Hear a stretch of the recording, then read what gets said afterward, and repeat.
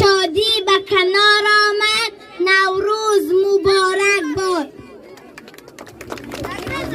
زنده باشین. نکه همین یک بیان التماس فقط بسیار نه، همین یک دو سه نفره که دیگه بیسن با کرات دیگه یک قرصک بزنه مرا من